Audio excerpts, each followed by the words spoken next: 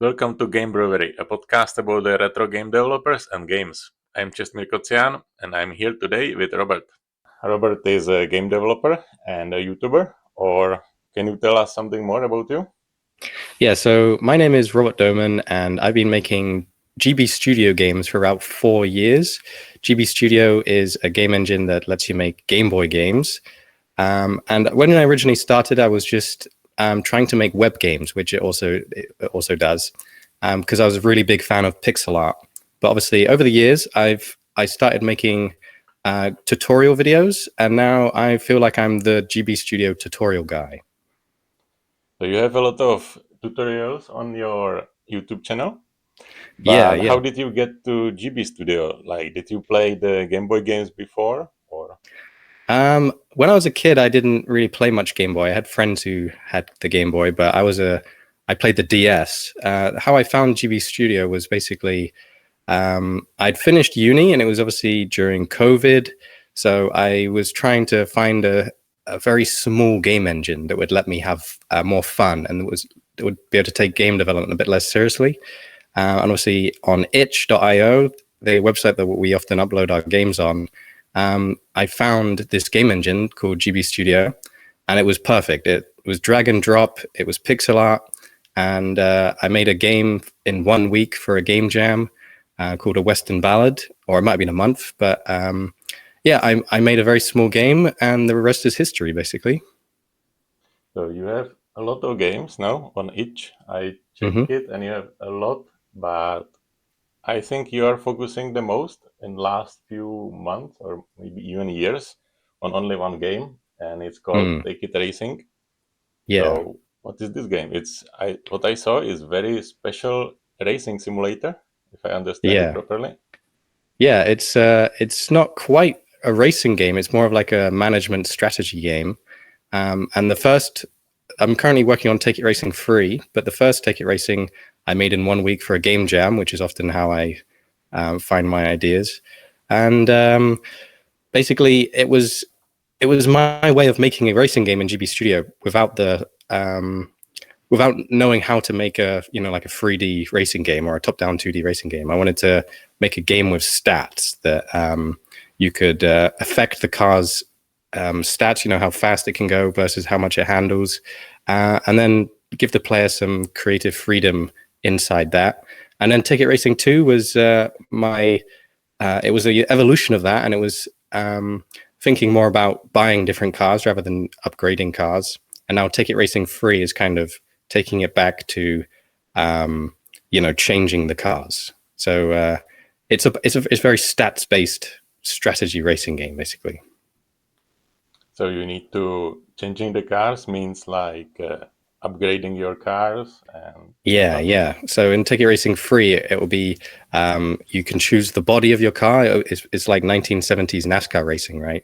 Where there's like only a certain few brands that you can choose from, and then you choose the engine that goes in it, and then you choose the tires that you're using that have different grip ratings, and then you also choose the gear ratio, so you can change the acceleration versus the top speed, basically.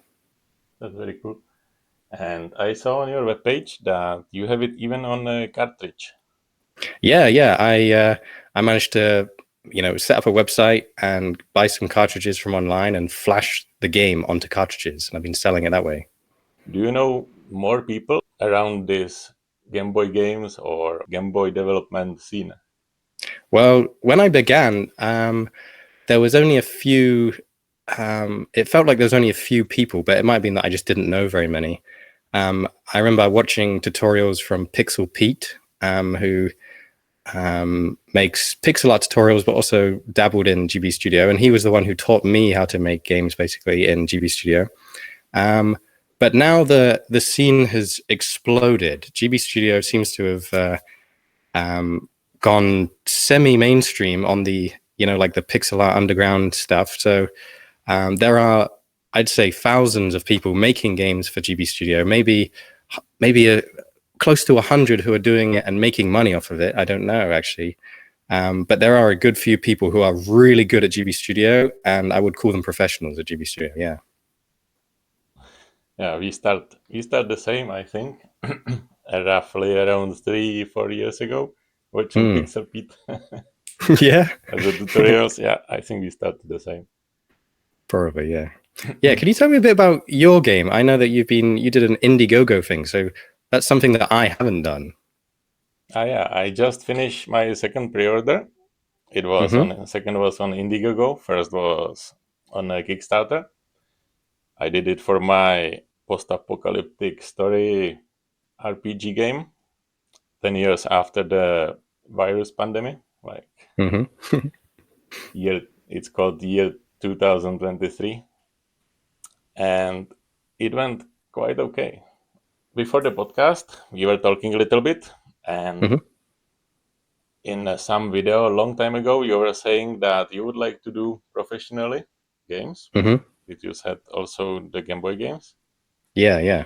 Yeah, I'm kind of my direction is kind of the same, so we can talk about it, how it goes for you and how it goes for me. Yeah, that's a great idea. Yeah.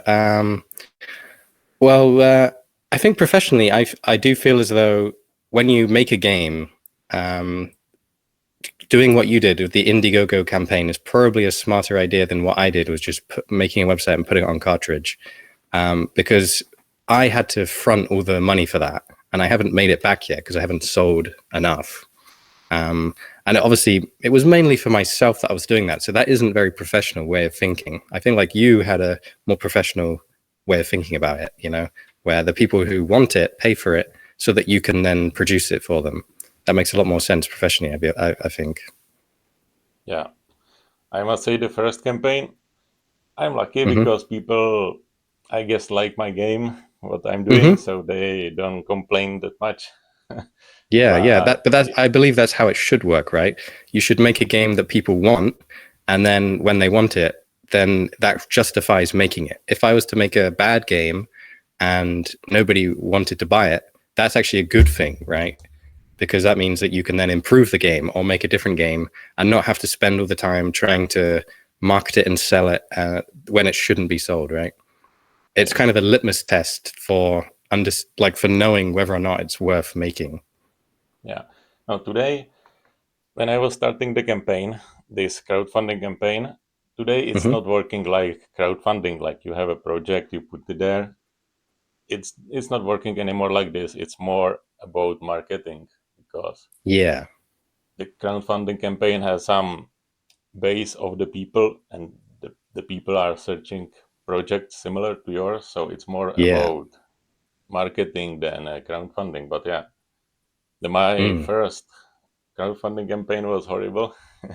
It Yeah. went okay, it went perfectly, more than I expected, I must say, but the execution from my side was I think very bad. I was not prepared for nothing. Everything got stuck.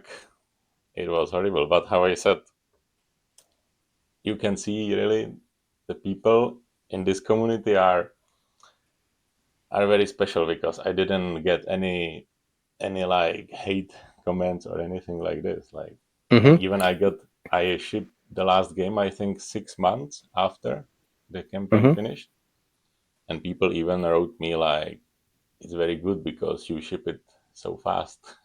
So I don't know what is the standard in Yeah, other yeah. games, I but think because I think that GB Studio or the Game Boy scene is a bit more.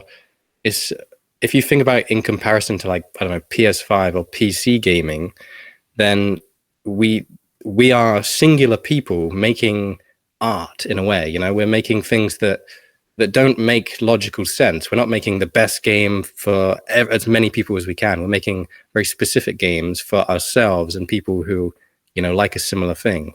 And because it's just us, it makes it more homemade. It makes it more special. And I think people understand that, and they they're kind to us in that sense. I agree that people are really nice in this community, and I think it's because it's tapping into that nostalgia factor, right? Like people had a Game Boy when they were growing up, and you don't get them anymore. So what we're doing is helping them relive that, aren't we? yeah, and I was very surprised that I expect I'm going to sell the most digital versions Hmm. of my game. Yeah. but maybe 70% was cartridges or full box with cartridges, physical versions. Mm. So that was surprise for me because I didn't expect people going to have a Game Boys to Yeah, play yeah. the game anymore. So it was very I good. think that's a great sign that what we're doing is positive. I agree that obviously we put our games up on itch.io, and if you want to play it digitally, normally we can just play it in the browser, can't you? And I think owning it on cartridge physically is way more special. And I think that's the reason that they're in this community, right? Is for that specialness. You don't really get that in modern gaming, do you? Yeah, how you said, for the nostalgia, because what I remember when I was younger, that you get the box, you look at the art of the box, you read the manual, you had some special poster or something in Mm-hmm. the box. So you basically start playing the game or being inside of the universe of the game before you even start the game. Yeah, yeah, like reading the back and like understanding the characters a bit, or seeing the world that you'll be playing in. Definitely. Yeah, so I am trying for this approach, and obviously people like it, so I am very happy. Hmm. Yeah, that might be what I'm doing wrong with Take It Racing 2 selling it. I don't have it boxed. It's just the cartridge. I think the box does bring it up a completely new level, doesn't it? Yeah, that's true. But between us, between the developers, it's very expensive. The Yes, just yes. print the custom box, it's Hmm. crazy expensive. And then Yeah, I did try and do it, but I remember that to print on card, obviously you need a good printer, but the box net itself, the shape of the box is slightly bigger than A4, isn't it? So that yes, means you it's need an A3 printer in order to print the boxes, which obviously is very expensive and I don't have. yeah, it's crazy. I have also the manual, and the manual Hmm. is a custom dimensions, and Hmm. that's it. This is really. It's, I didn't Yeah. expect to sell so much physical copies because they are so expensive, and but it went very good. Do you have any other games in the making? So yeah, I'm just developing new game. It's going to be called Luftgears. It's going to Okay. be a little bit different game again. The first game, the year 2031, I kind of went what people want, because on the Game Boy, people usually want interesting RPG with interesting story. So I did some kind of research, and the Zelda and Pokemons were top games. So the second game is going to be a little bit different. It's going to be like you have actually a very similar game on each, or even more games than one, from the space, where you have your Hmm. spaceship and you are traveling Yes. around the space. So this is going to be like roguelike. I would like the player to develop a relationship with his ship, maintain Hmm. the ship, visit other planets. So let's see. And I also want it to be highly focused on art, like pixel art. And Mm. this is maybe first time I actually saying it. I would like to release also comics with the game in a physical release, That's a fun idea. based on Yeah. the world of the, because how I said, I would like, when I'm releasing the physical release, I would like to have like more experience for the player thanks to the physical release. So Mm. I'm looking at it from this side. That's a great idea. Yeah.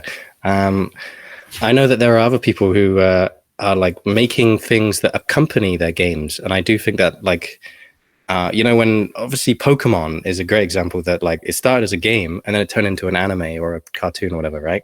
And that kind of feeling is perfect for the Game Boy. I feel like the pixels are suggestive of things and lets you fill in, the blanks. And by being creative outside of the pixel art and doing comics or artwork or whatever, it does like build a feeling, doesn't it? Yeah, it's for me, it's what I would like to have. And so I kind of hope other people would like to have it also. Mm. Yeah, I was thinking about making like card games as well. Obviously, I studied game development, and we had a couple of projects that were, physical games like board games or whatever. Um, and I kind of always had that feeling that like board games and card games, there's something extra to them, like holding things in your hand and sitting across from other people.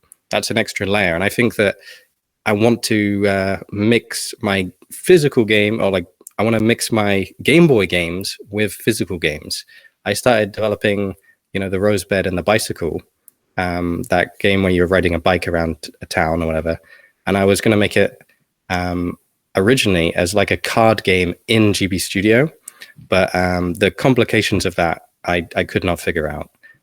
So I kind of took the ideas from that and took it outside of the Game Boy, and then left that game to be a Game Boy game.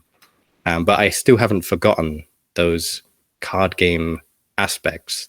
And I think there is something special that is missing that we need to explore. And like you said about your interests being making a comic, you should definitely explore it, right?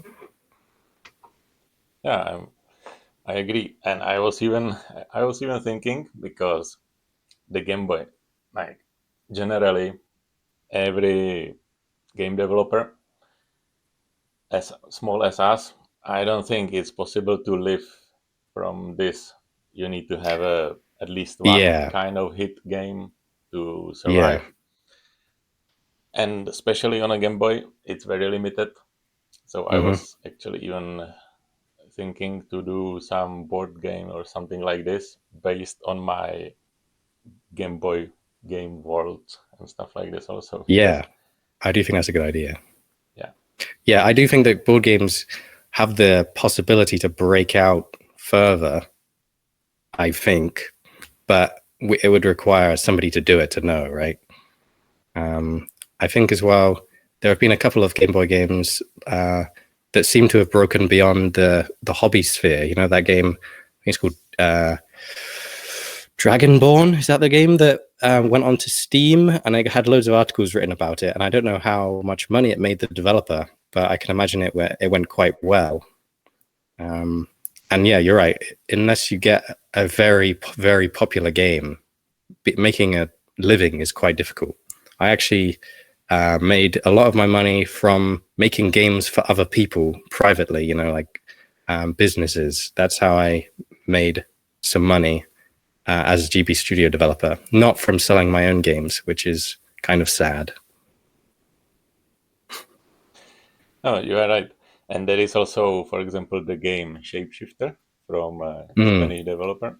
I have a friend who lives in Japan. He works in a game shop, and he told okay. me that, for example, the Shapeshifter also have a Japanese language in the game. And the friend told me that in Japan is absolutely like completely different game culture than here in Europe or Okay. US. That you can clear like that you can very easily see people in a metro, in tram, to still playing the Game Boy games. And there is a lot of developers, and they are releasing a lot of new games, like real Wow. studios who are still Mm, developing and releasing kind of these kind of games. that's really cool. Maybe we should be thinking about that. We should be making games for Japan. Yeah, I was thinking, but yeah, my first game, the year 2031, now in this moment is only in English, and Hmm.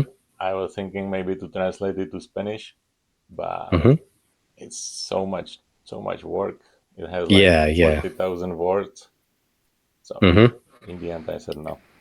Yeah, yeah. I think you would have to start designing the game with that in mind, wouldn't you? Exactly. You'd have to use that into the contingency of you're deliberately designing this game so that it can be translated easily. If you made like an arcade game or something simpler with less text, it would be a lot easier, wouldn't it? Maybe that's how. Maybe the next game should be a smaller game, an Yeah, no. in-between game. The next game I'm planning to, I'm already designing it for different languages. Ah, very good. Anyway, about your tutorials on your Hmm. YouTube, do you have some relation with the GB Studio, or you are just alone doing it? Well, it's just me. It's just me making the videos.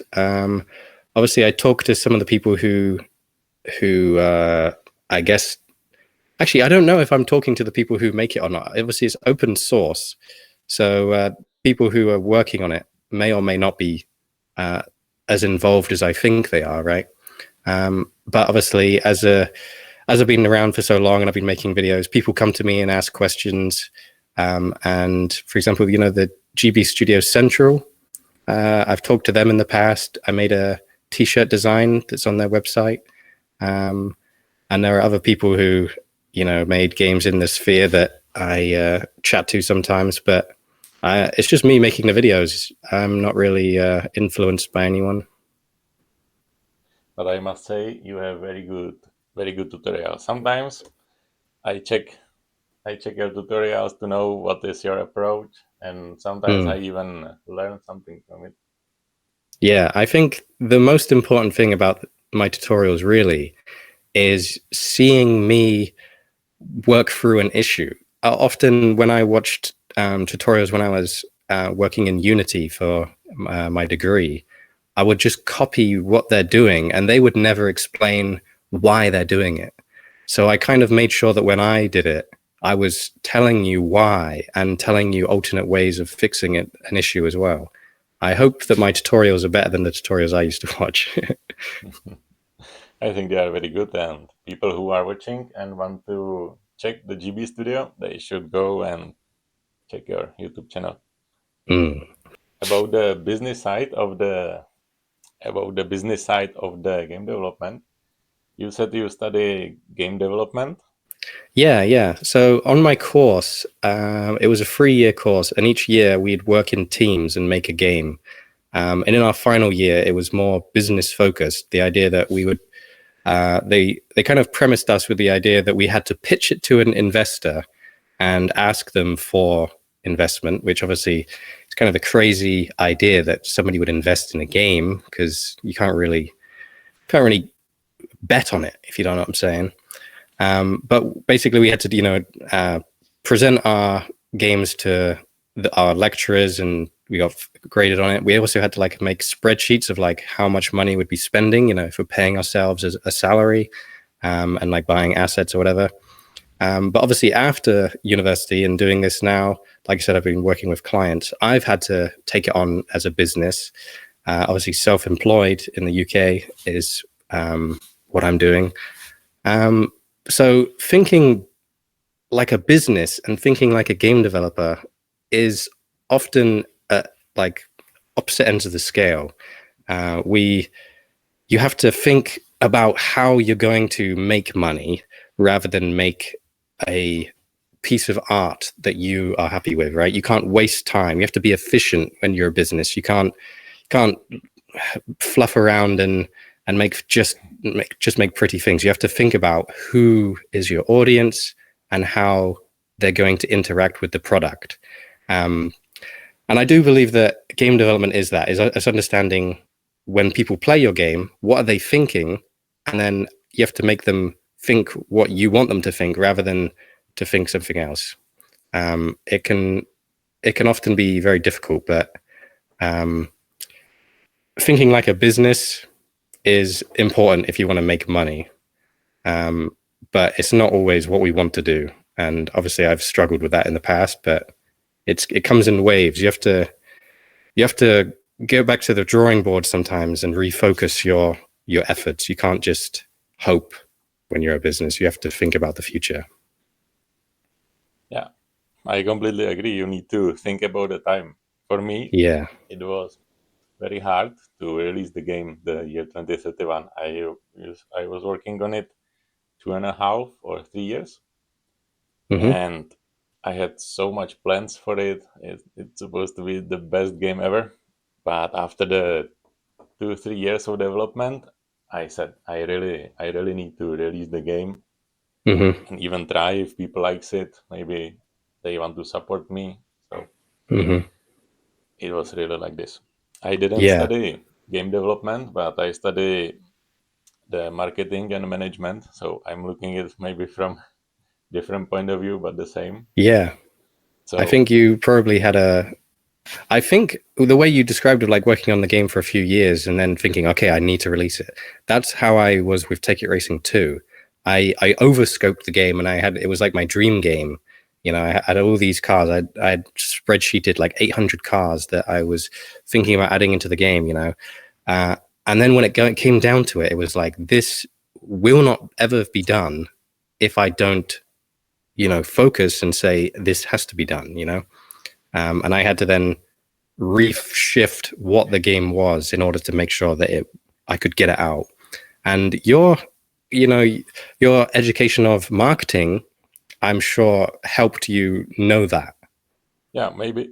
And I must say I was lucky Yeah, maybe. because on Kickstarter, my first campaign went very, very good. I must say it was double of my highest expectations. I don't know how I did it because I really don't know because other games are not so popular Mm, except a few. yeah, yeah. So I really don't know. I was lucky or something. I don't know. I think that's a good way of thinking, though, is expecting it to fail, and then when it goes well, just reaping the rewards, right? I think it's more likely that you had a very realistic expectation of what it was going to be, so that when it came around to it and it went well, you were surprised, right? While other people might think, okay, this game has to perform well, therefore it will, and then be, you know, burnt by the fact it didn't go well. So I think you had probably the best way of it going, right? Yeah, I was kind of realistic. Also, when you Mm. search on internet, how much is going to earn my first game, Yeah, everybody is going to tell you zero. zero. Yeah, definitely. Yeah, So I think my first ever game I made. Obviously, it was probably in uni that I made it, but I don't even remember what it was. It was so bad. Yeah, it's important to make multiple games in order to get better at making games. Right? It's a skill. It's not just you don't just instantly get good at it. Maybe you could say you're lucky, but um, obviously you probably had the skills beforehand to do it. What did you do before making games? I was doing just personal project. This was my first even a public game because we before the pandemic we bought a van with my now wife and Hmm. we wanted to travel and I was thinking what I gonna do in a van Yeah, where like I cannot just drive or lay on the beach all day. yeah, yeah. So I found a GB studio and I start making kind of I was thinking what I gonna do first. I cannot do videos, vlogs, because I'm very bad on a video. I cannot do blogs because I don't know how to write properly. Hmm. So what I gonna do? So I start making like vlogs and blogs in the game, and I started calling it glogs, like game logs. Hmm. And every day when something interesting happen, I try to put it into the game, into the like level, one level of the Mm. game, and I learned a lot on this because Yeah, every day was something different and I try to create every day new kind of mechanic, game mechanic, and I learn a lot. If someone doesn't know how to start with game development, try to make something like this. It is very helpful. yeah, yeah, definitely. Like with when I made my first game in GB Studio, I just wanted it to be a story game about cowboys, and obviously I wanted to, you know, shoot off a standoff where the characters shoot each other, but I had no idea how to do that. So I had to, you know, come up with this weird way of like, obviously the two sprites stood opposite each other, and then the player presses a button, and then the screen goes black for a second, and then when it lights up again, one of the characters is dead, right? Just something even as simple as that. If you haven't done it before, you're not going to know how to do it, and so you have to test it, don't you? Yeah, just try to put into the game your idea, just try to put it in any way to the game, and slowly you're just gonna get better. Yeah, and like you said about you didn't know how to, you weren't confident on camera, or you didn't know how to write. I obviously would feel the same way, but I feel like me doing it made me better at it. My first videos on my channel are awful. I didn't know how to talk to the camera, and I would stumble over my words constantly, and I'd sit there for 5 minutes trying to think of my next line, and it was awful. I had to get better at it by doing it. But if I hadn't have done it, then I wouldn't be where I am now. I think that just by trying is where you succeed. Yeah, that's important. Just try. Mm-hmm. That's also one of the reasons why maybe you don't see it, but the people see it. I am just recording on the Game Boy camera to get a little bit more comfortable before, and the lighting and everything is not that important for the Game Boy camera than everything else. So I Yeah. slowly get into it. That's good. Yeah. What's something that surprised you about the community, or what's something that you're really happy about in the community? I think you already touched upon it though, of like how nice people are. How with my tutorials, like I was saying, I don't think they're that good sometimes. Obviously, a lot of them are quite outdated now because GB Studio keeps getting updated. But people are constantly so nice, and they're always so thankful that that I've done anything, And I think it's such a special community to be a part of, where people are just thankful for you being in it with them.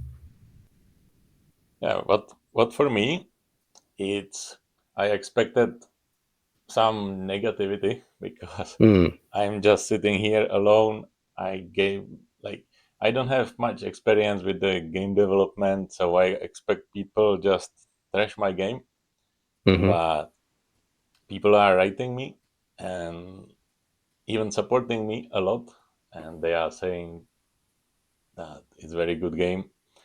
Even what really surprised me when they discover people who wanted to support me on Kickstarter from the beginning. They discovered I'm from Spain. I live in Spain.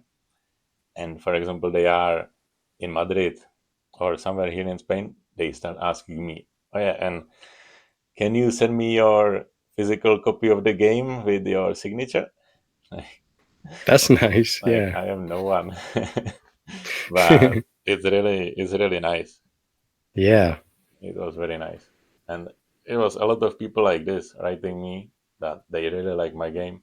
They even try to share my content so they can, like, they try to promote my game. It's very nice Mm, from this community. yeah. Yeah, I agree.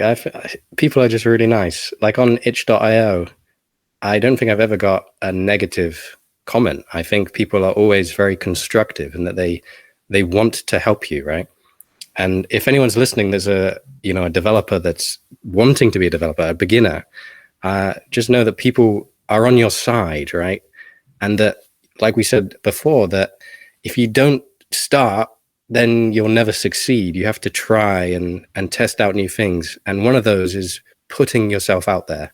You have to, be part of something, be part of the community in order to grow yourself, your games, and the community.